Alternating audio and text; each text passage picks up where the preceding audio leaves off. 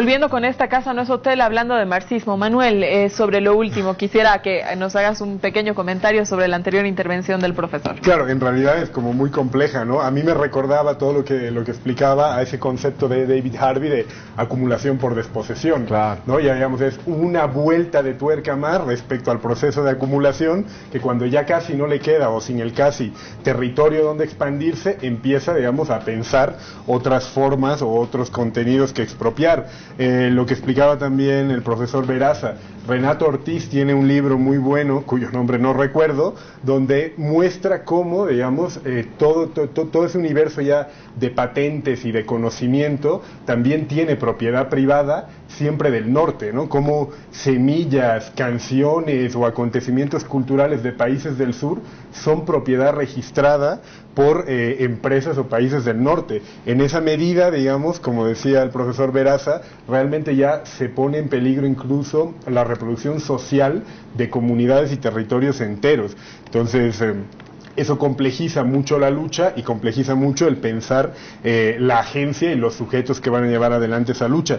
Yo quería, digamos, como terminar esta parte de la vigencia del marxismo. El libro que más me gusta de Zizek es Repetir Lenin, y en Repetir Lenin cuenta una anécdota que dice que John Berger, este pintor, académico, escritor fantástico británico que vive en Francia, Berger dice que cuenta cómo una empresa francesa de brokers, de especulación en bolsa, tenía un cartel que era la hoz y el martillo, llena de oro y diamantes, con un lema debajo que decía: ¿acaso el mercado no puede beneficiar a todos? Y Berger hacía un ejercicio, ¿no?, para mostrar la vigencia de la idea de la emancipación. Decía, si en lugar de la hoz y el martillo tuvieras una esvástica llena de oro, digamos, y de diamante, nunca podría haber una interpelación al todos, ¿no? A todos lo lograremos, todos no sé qué, porque Berger dice que claramente la esvástica está asociada, evoca la dominación o al vencedor. En cambio, digamos, a pesar de todo lo que ha llovido, la hoz y el martillo, según Berger, sigue invocando una idea de lo común, de lo colectivo, de la esperanza, digamos, de que las luchas por la justicia y la libertad alguna vez lo lograrán. Y también, claro, decía Zizek, la ironía de que una etapa donde supuestamente se dio por muerta la esperanza comunista, una etapa a lo Fukuyama del fin de las ideologías, una empresa absolutamente postindustrial, porque vende, digamos, acciones por internet en la bolsa, tenía que recurrir a la hoz y al martillo para intentar, aunque sea de manera subrepticia, evocar una idea de lo común. Entonces termina diciendo Zizek, eso lo que muestra es la vigencia, digamos, del pensamiento comunista y cómo hay que seguir dándole esperanza, digamos, a lecturas políticas, a esa esperanza que nos sigue rodeando. En ese sentido yo creo que la vigencia es total y la crisis civilizatoria de la que habla Veraza nos la vuelve todavía más pertinente, ¿no? Gracias, Manuel. Empezando a hablar un poco más de el tema de Bolivia. Profesor, yo le quiero preguntar cómo ve a usted a Evo Morales, como un líder de izquierda o un líder popular. Bueno, en primer lugar, aquí en Bolivia hay una república democrática. Esto es decisivo, ¿no?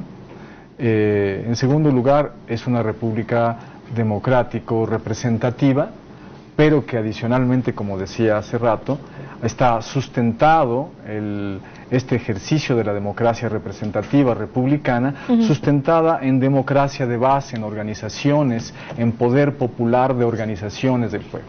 Esto posibilita que haya una sociedad más libre en términos políticos, en términos económicos redistributivos y también en términos culturales. Es una república plurinacional, ¿no? Esto es decisivo. Es difícil que esto ocurra en otros lugares, aunque también hay indígenas, pero no llegan a tener presencia a nivel de la democracia representativa. No tienen una presencia decisiva. Así, entonces, está ocurriendo un proceso democratizador dentro de una república burguesa, dentro de una república democrático representativa, pero en donde tenemos a todas las etnias y a todas las clases en posibilidad de una democratización de la redistribución económica, una redistribución del poder político y el poder social, y una redistribución y desarrollo de la cultura. Esto es muy importante. como proceso histórico. ¿Y a Evo Morales? Evo Morales en particular, pues evidentemente aparece como un líder sumamente querido por la mayoría de su pueblo. Esto no lo pueden decir muchos presidentes en el planeta. Por ejemplo, Enrique Peña Nieto en México no lo puede decir, es un presidente que es producto de un robo de urnas, ¿va? Y es perfectamente despreciado por más de la mitad de su pueblo, ¿no? Y la otra mitad, pues, no es que lo quiera, sino que saca adelante sus negocios. Está bueno, ¿no? Pero que haya un líder que su pueblo lo quiera, ¿no? Que crea en él, que la mayor parte del pueblo oprimido tenga esperanza de que puede mejorar su vida, no, evidentemente no de una manera mágica, porque no sucede, es un país pequeño, un país pobre, un país saqueado por el imperialismo, un país saqueado por sus oligarquías históricamente. Pero por ejemplo, este doble beneficio, aguinaldo para una buena parte de los trabajadores, ¿no? Esto no está sucediendo en ninguna parte del mundo. Y está sucediendo aquí. ¿Cómo ve que los jubilados no reciban el aguinaldo doble? Ellos tienen razón en pedir que tienen derecho al aguinaldo. Pero sin embargo, yo lo que entiendo es que no hay suficiente. No es un problema de voluntad y no es que no tengan razón, la tienen, solamente que no es suficiente. No es suficiente. La burguesía en Bolivia sigue siendo una clase muy importante de la cual depende la dinamización de la economía, y su balance es entre ganancias y salarios. Ganancias, y la parte del salario que corresponde al aguinaldo es eso. Entonces, a la burguesía parece no alcanzarle. Hagan sus cuentas y veremos si les alcanza. Hasta ahora ha podido lograrse que les alcance para pagar 2 aguinaldos, ¿ah? Para los trabajadores, y si hubiera más, pero lo importante es que se note la voluntad, ¿no? Si hubiera más, Evo Morales tiene la voluntad de distribuir la riqueza, tiene la voluntad de mejorar la vida también de los que ahora no lo tienen, próximamente lo tendrán. Por ejemplo, yo platicaba con un conductor de taxi y me decía que, bueno, pero sí está bien la medida, pero como que parece que es como para una cosa electoral, ¿no? Y en vista de las elecciones del 14, y digo yo, bueno, pues puede ser. Lo interesante es que sea una medida que ofrezca precisamente dos aguinaldos. En cambio, voy a ver cómo se promovió como candidato Enrique Peña Nieto en México. Más bien, se promovió como candidato diciendo que iba a privatizar Pemex, iba a entregar el petróleo a los norteamericanos, y es así como gana. Entonces, no es tanto que sea para las elecciones o no, lo importante es el beneficio real que ocurre y hacia quién se está volcando esa riqueza. Luego, el efecto de 2 aguinaldos es un efecto multiplicador en el mercado interno nacional.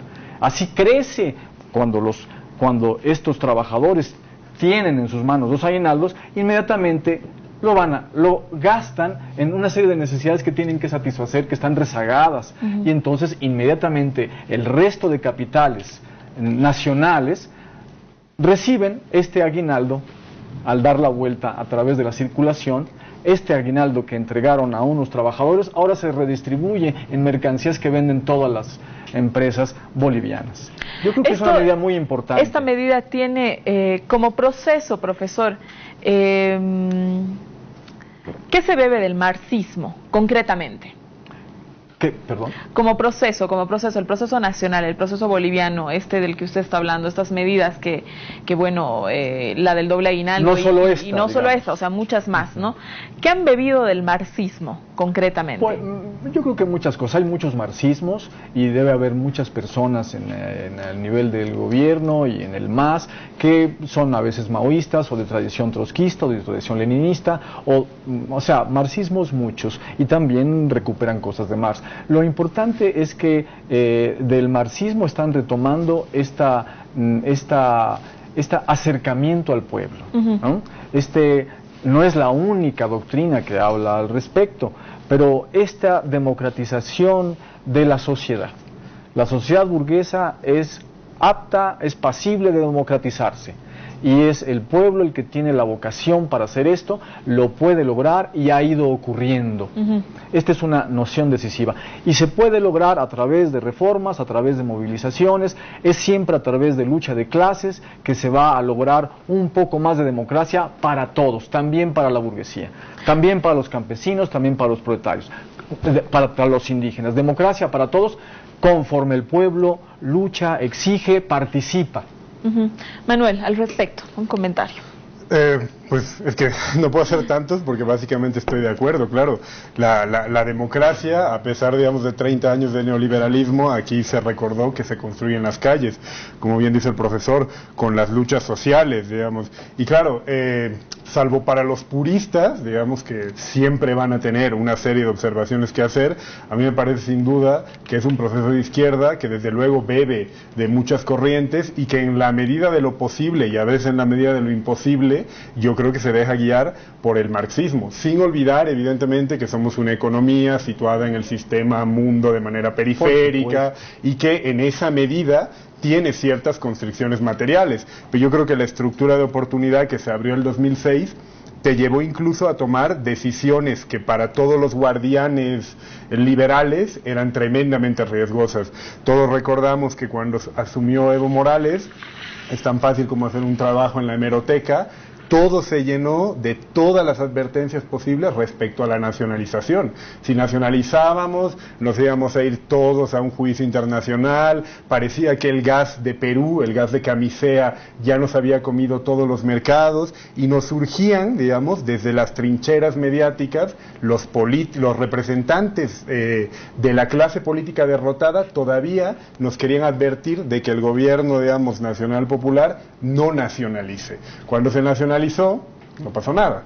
La mayoría de las empresas aceptaron la negociación que se planteó en 180 días y desde luego es una medida que tiene una carga redistributiva que para nuestros estándares yo creo que fue de lo más ambicioso.